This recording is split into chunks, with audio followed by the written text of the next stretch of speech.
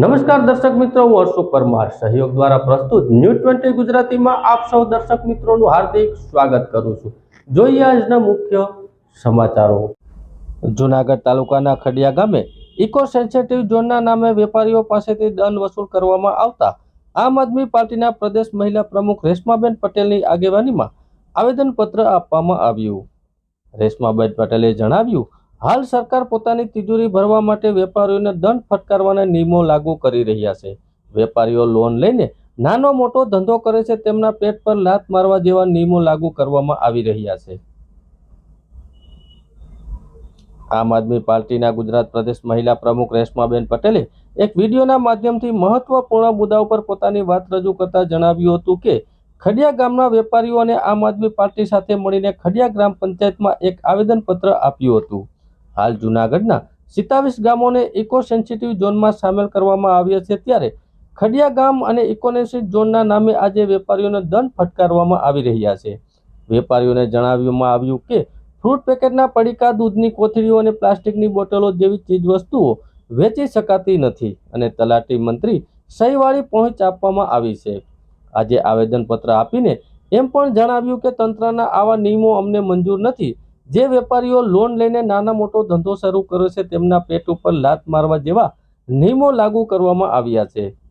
અમારી માંગણી છે કે તાત્કાલિક ધોરણે ઇકો સેન્સિટિવ ઝોનમાં આવતા ગામડાઓ અને ખાસ કરીને ખડિયા ગામમાં સીસીટીવી કેમેરા લગાડવામાં આવે અને મોટા પ્રમાણમાં ડસ્ટબિન મૂકવામાં આવે। હાલ સરકાર પોતાની તિજોરીઓ ભરવા માટે આવા નિયમો લાગુ કરી રહી છે। અમારી માંગણી છે કે આવા નિયમોમાં ફેરફાર કરીને વેપારીઓને રાહત આપવામાં આવે। અમારી એ પણ માંગણી છે કે મુદ્દેસર સરકાર દ્વારા જાગૃતિના કાર્યક્રમો પણ કરવામાં આવે તેવું આમ આદમી પાર્ટીના મહિલા પ્રદેશ પ્રમુખ રેશમાબેન પટેલે જણાવ્યું હતું। બોલો ભારત માતા કી જય, ભારત માતા કી જય। આ બાજુ લઈ આવો ભાઈ, બસ ઉભા રહો, બસ રાખો એક જ મિનિટ।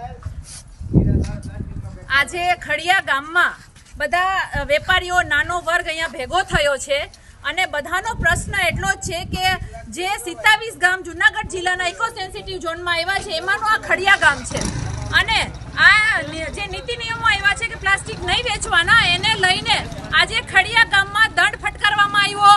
બધાને ધમકાવવામાં આવ્યા છે કે આ બધા પડીકા, દૂધ કાંઈ વેચી ના શકો, પાણીની બોટલો વેચી ના શકો, એને લઈને તલાટી મંત્રીના સિગ્નેચર વાળી દંડની પહોંચ આપવામાં આવી છે। એટલા માટે અમે અહીંયા આવ્યા છીએ અને રજૂઆત કરીશું કે આ નિયમો અમને મંજૂર નથી।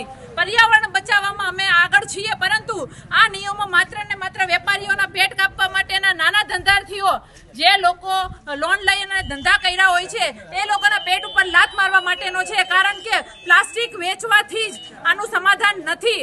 આના માટે અમારી સૌ ગ્રામજનોની માંગણી છે કે ઇકો સેન્સિટિવ ઝોનમાં આવતા દરેક જે ગામડાઓ છે એમાં સીસીટીવી કેમેરા લગાડો, ડસ્ટબિનો મૂકો અને વિશેષ ધ્યાન આપી અને એમાં જાગૃતતાના અભિયાન કરો। પરંતુ તમે વેચવાની ના પાડશો એ વિકલ્પ નથી, કારણ કે બહારથી આવતા લોકો પણ અહીંયા ફેંકીને જશે। અસંખ્ય વસ્તુ જે પ્લાસ્ટિકમાં આવે છે, બાંધકામમાં પણ ઘણી બધી વસ્તુ પ્લાસ્ટિકમાં આવે છે, અસંખ્ય છે, તમે એને રોકી નહીં શકો। આ તો માત્ર દંડના નામે સરકારની તિજોરી ભરવાનું કારસ્તાન છે।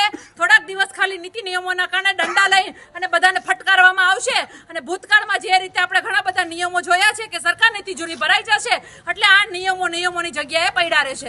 એટલે અમારા સૌની માંગણી છે કે આ નિયમોમાં ફેરફાર કરી અને વેપારીઓને રાહત આપવામાં આવે, વેચવાની છૂટ આપવામાં આવે, એના બદલે સીસીટીવી કેમેરા અને ડસ્ટબિન અને જાગૃતતાના અભિયાન કરવામાં આવે। આટલી માંગણી સાથે અમે રજૂઆત કરવા માટે આવ્યા છીએ। ધન્યવાદ। બોલો ભારત માતા કી જય, ભારત માતા કી જય। કાપી નાખો હવે પાછો। જૂનાગઢમાં ખૂનના ગુનાના કામે સજા ભોગવી રહેલ જેલ ફરાર થયેલ કેદીને બિલખા ગેટ રાયજીનગર સોસાયટી ખાતેથી દબોચી લેતી Junagadh parallel flow squad.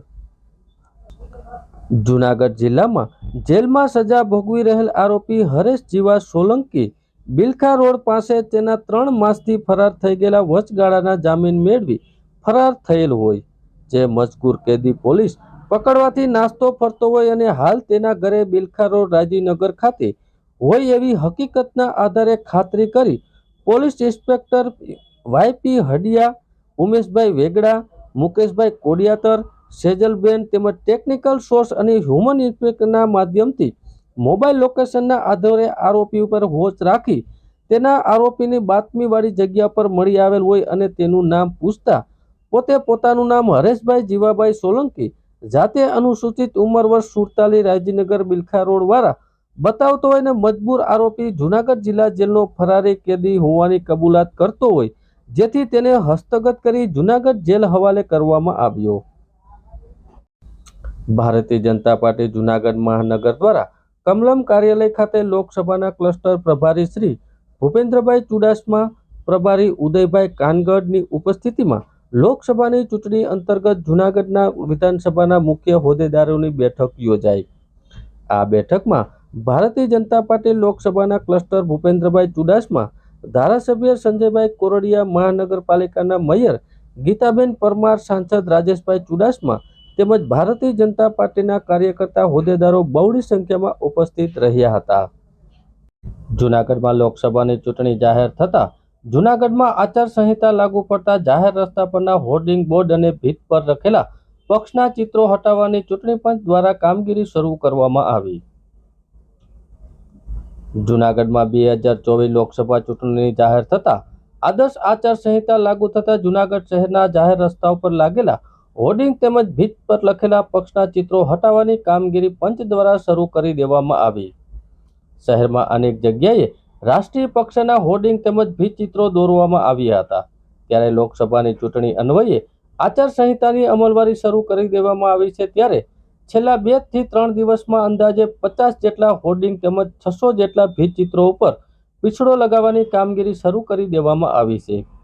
Junagadh મહાનગરપાલિકાના કમિશનર ડોક્ટર ઓમ પ્રકાશની સૂચનાથી DMCASના ઝાપડા માર્ગદર્શન હેઠળ આસિસ્ટન્ટ કમિશનર જયેશ વાંજાની દેખરેખ હેઠળ સેનિટેશન ઇન્સ્પેક્ટર તેમજ સ્ટાફ કર્મી સહિત 45 જેટલા કર્મીઓએ હોર્ડિંગ તેમજ રાષ્ટ્રીય પક્ષના ભીત ચિત્રો પર પીછો મારી દૂર કરવાની કામગીરી શરૂ કરવામાં આવી.